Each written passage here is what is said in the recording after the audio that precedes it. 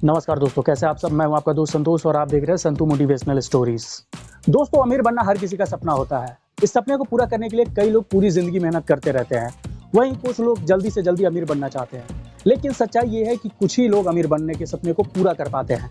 ऐसे में अगर आप भी कमाई के पैसे बचाकर अमीर बनने की चाह रखते हैं तो आपको यह पता होना जरूरी है कि अमीर बनने का तरीका क्या है। इसके लिए सबसे पहले ये जरूरी है कि आप कमाई और सेविंग के आसान और पर्सनल फाइनेंशियल रूल को समझें।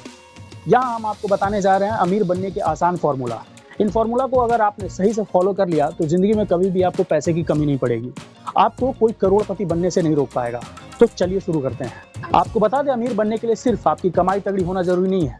कई लोग बहुत अच्छा कमाई करने के बाद भी अमीर नहीं बन पा रहे हैं, क्योंकि उन्हें ना तो पैसे बचाने का तरीका पता है और ना ही वो सही जगह अपने पैसों को इन्वेस्ट कर पाते हैं। लेकिन अमीर बनने के लिए सिर्फ कमाई तगड़ी होना जरूरी नहीं है। आप अपनी जो भी कमाई हो उसमें से कुछ पैसे बचाकर उसे सही जगह इन्वेस्ट करके अमीर बन सकते हैं। अमीर बनने के तरीके की बात करें तो इसमें अपनी कमाई के मुताबिक एक बजट बना लीजिए, सेविंग कीजिए और उसके बाद अच्छे जगह इन्वेस्ट कीजिए। अकाउंट में पैसे जमा करके आप अमीर नहीं बन सकते हैं। आपको बता दूं, अमीर बनने के लिए सबसे पहले आपको पैसे का इस्तेमाल से लेकर कहां और कितना इन्वेस्ट करना है, इसके लिए एक फाइनेंशियल प्लानिंग करनी पड़ेगी। पहले पैसे कैसे बचाएं इसके बारे में जान लीजिए। आप 50-30-20 रूल अपना सकते हैं। यह एक शानदार तरीका है और आसान तरीका है। इसके तहत आपको अपनी कमाई के पैसे को जरूरत से लेकर बचत तक के लिए 3 अलग अलग भाग में बांटना है। अब आपको बता दूं, 50-30-20 रूल का मतलब है कि आपको 50% अपने मंथली जरूरी खर्च के लिए रखना चाहिए। इसके अलावा 30% अपने शौक को पूरा करने के लिए रखना चाहिए। वहीं बाकी 20% कमाई को भविष्य की जरूरतों के लिए बचत करके या सही जगह इन्वेस्ट करना चाहिए।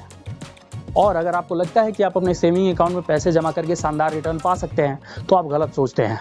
सेविंग अकाउंट में आपको काफ़ी कम रिटर्न मिलता है।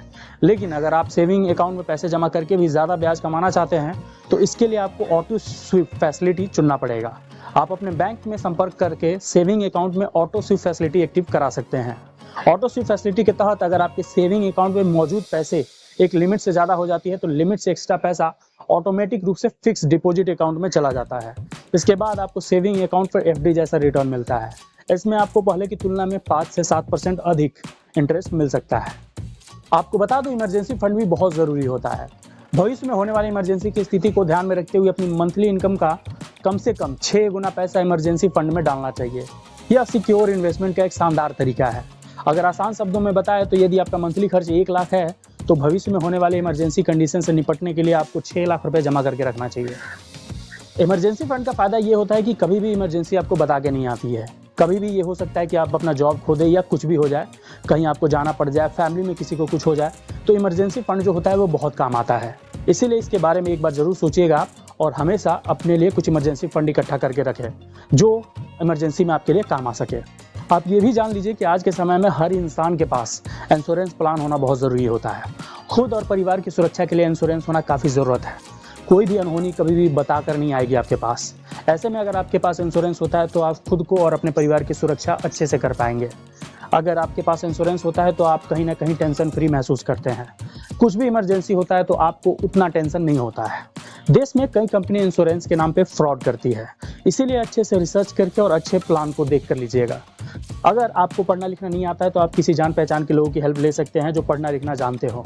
उनसे अच्छी तरीके से पूरी जानकारी लेने के बाद ही आप कोई प्लान ले, नहीं तो बहुत सारा फ्रॉड इसमें हो रहा है आजकल। हम सभी जानते हैं कि एप्पल, गूगल, माइक्रोसॉफ्ट जैसी कंपनियों के नाम आज कौन नहीं जानता है। ये सभी एक स्टार्टअप थे कभी ना कभी। ये अन्य स्टार्टअप से जुड़े निवेश प्राप्त किया और आज एक बड़ी कंपनी के रूप में खड़े हो गए हैं। अगर आपके पास कोई आइडिया है तो आप भी अपना स्टार्टअप शुरू कर सकते हैं। हालांकि आप पहले अन्य स्टार्टअप में इन्वेस्ट करें। अगर वे कंपनियां चलती है तो आपके लिए ये बहुत फायदेमंद साबित हो सकता है। कहीं ना कहीं से आपको शुरुआत करनी पड़ेगी। अगर आप नौकरी करते हैं तो नौकरी में पूरी जिंदगी आप नहीं रह सकते हैं। अगर आपको अमीर बनना है तो आप कभी भी रिस्क लेने से ना डरे, संपत्ति का विकास करें। करोड़पति बनने की राह में सबसे बड़ा रोड़ा यही होता है कि आप कितना बड़ा रिस्क ले सकते हैं। अगर आपको अमीर बनना है तो रिस्क तो लेना ही होगा। हालांकि यह आपको तय करना होगा कि आप किस क्षेत्र में रिस्क लेना चाहते हैं। आपको बता दूं, सबसे अच्छा रिस्क संपत्ति इन्वेस्टमेंट करके आप कर सकते हैं।